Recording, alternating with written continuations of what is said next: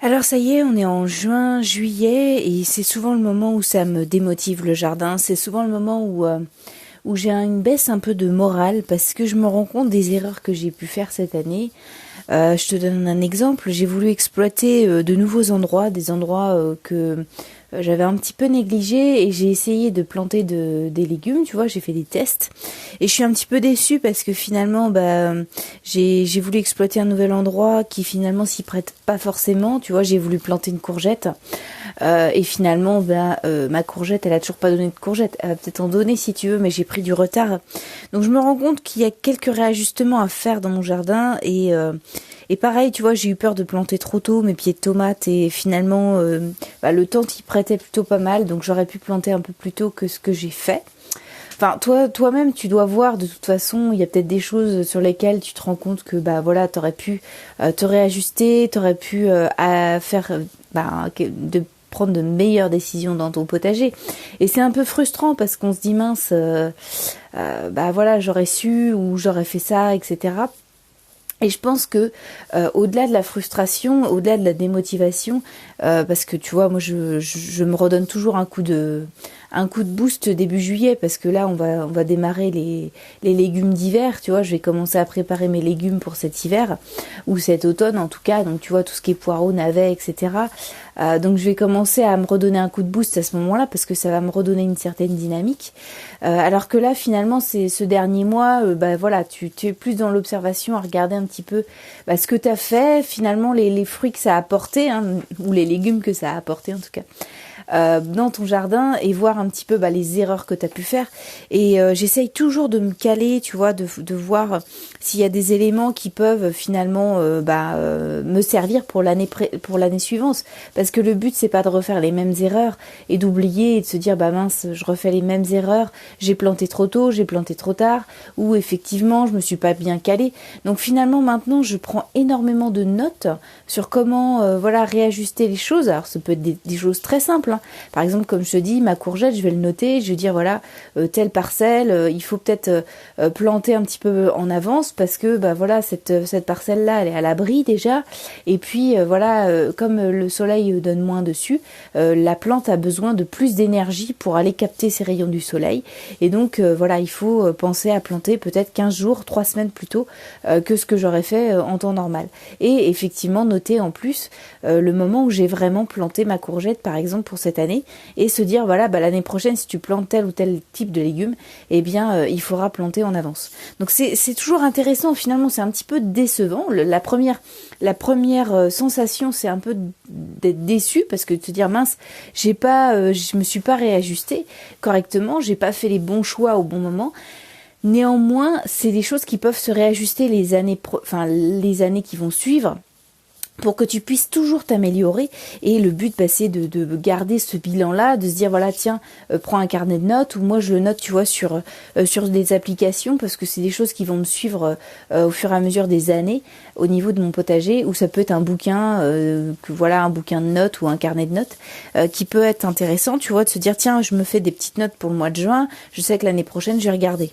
Donc c'est toujours intéressant de s'appuyer sur ce qu'on a fait, surtout sur des erreurs, surtout sur des choses qu'on n'a pas bien faites, parce qu'on peut toujours s'améliorer. Alors après, il y a des éléments qui effectivement sont pas de ton fait. Entre autres la météo, tu vois, cette année on a vraiment une météo qui est très très différente des deux précédentes années. En tout cas moi cette année, je sais pas toi, hein, comment tu as fait ou comment tu es, dans quelle région tu es, mais ça peut toujours être intéressant de noter tes sensations sur la météo et ou peut-être des notes sur la météo. Par exemple là, tous mes bidons d'eau ils sont quasiment pleins, tu vois, j'ai quasiment pas arrosé ou très peu arrosé, ou quand j'ai arrosé finalement il a plu derrière et mes bidons d'eau se sont remplis rapidement, alors que à la même époque l'année dernière on était en pleine canicule et que finalement mes bidons étaient quasiment vides, tu vois. Donc ça n'a rien à voir si tu veux en termes de réajustement, en termes de pluie, en termes de météo. Donc forcément, mon jardin, il va pas avoir la même tête et je vais pas avoir travaillé de la même manière dans mon jardin. L'essentiel dans tout ça, en fait, c'est de garder vraiment la qualité de la qualité première d'un jardinier et la qualité première du jardin, parce que c'est vraiment un binôme. Pour moi, je vois vraiment ça comme un donnant-donnant. le jardin d'un côté et le jardinier de l'autre. Et voilà, c'est vraiment un partenariat qui va faire que si tu prends soin de ton jardin, eh bien, il va bien te le rendre. Et inversement, si effectivement tu es content de ton travail, eh bien voilà, c'est toujours valorisant. Et cette qualité-là, c'est l'adaptabilité. L'adaptabilité, c'est vraiment la qualité première d'un jardin et de son jardinier. Et c'est vraiment ça, c'est toi tu vas jouer là-dessus justement. Donc déjà ton jardin, il va falloir qu'il soit fort, il soit adaptable en fonction, comme je te disais, d'une météo capricieuse ou d'une météo qui est plutôt propice, comme cette année, qui est vraiment limite, j'ai pas grand chose à faire finalement cette année. J'ai pas beaucoup d'arrosage à faire, juste des petits réajustements, mais vraiment vraiment minimes.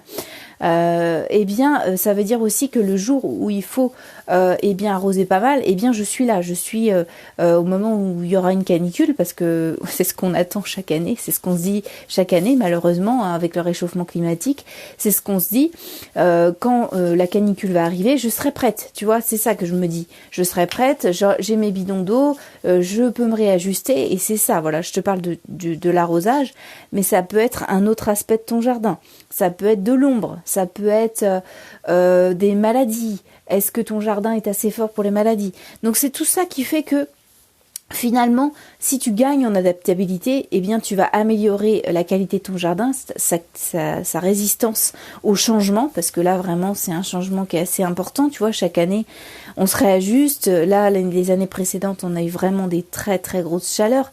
Là, j'ai eu 2 jours de 34 degrés. C'est vraiment pas méchant par rapport aux autres années où on a vraiment eu des chaleurs très très accablantes. Donc cette adaptabilité, elle se travaille, et c'est vraiment une qualité que je t'invite à avoir et un objectif à avoir dans les prochaines années, parce que plus tu seras adaptable, plus tu vas te réajuster en termes de temps, en termes de météo, et il n'y a pas plus capricieux, il n'y a pas plus changeant que la météo, et c'est ça qui est vraiment important pour ton jardin, c'est vraiment de s'adapter à cette météo et de se réajuster aux besoins. Donc voilà, ça passe par pailler les sols, ça passe par des protections, ça peut être des plantes qui sont là pour aider ton jardin. Moi j'ai laissé beaucoup de choses comme le liseron qui finalement fait un mur végétal dans mon jardin. Finalement, là où c'était une contrainte, c'est devenu un avantage, parce que ça protège également mon jardin. C'est gratuit, ça c'est pas une plante que j'ai plantée, hein. Le liseron, c'est plutôt une plante qui fait partie des mauvaises herbes, comme on l'appelle couramment, mais qui pour moi finalement est devenue une force, puisque c'est devenu un mur végétal et qui protège certaines plantes qui sont un petit peu plus fragiles l'été, lorsque le soleil tape assez fort. Donc voilà, donc c'est tous ces moyens-là qui finalement sont à ta portée pour améliorer ton jardin.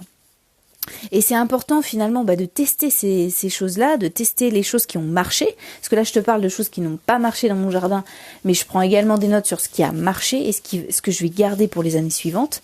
Et ce qui n'a pas marché, effectivement se réajuster, c'est possible cette année.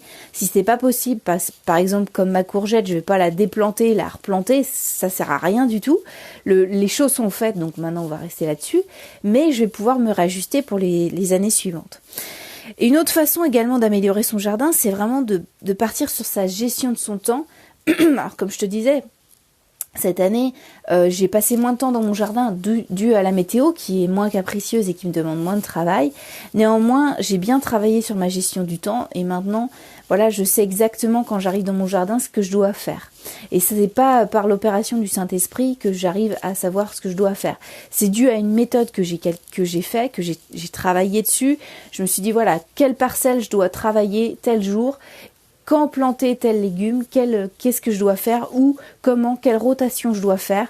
Là, par exemple, je te disais que je vais attaquer les légumes d'hiver. C'est pas par l'opération du Saint-Esprit que ça me le rappelle.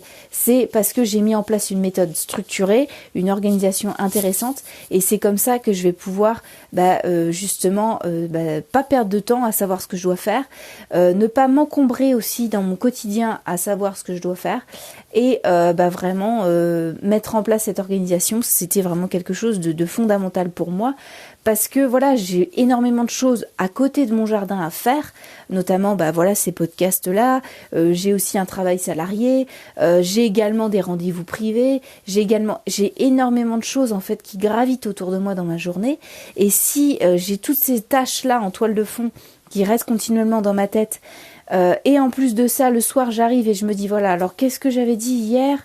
Je dois planter quoi? Des carottes? Non, c'est pas ça. Quelle parcelle? Ah non, non, ça va pas.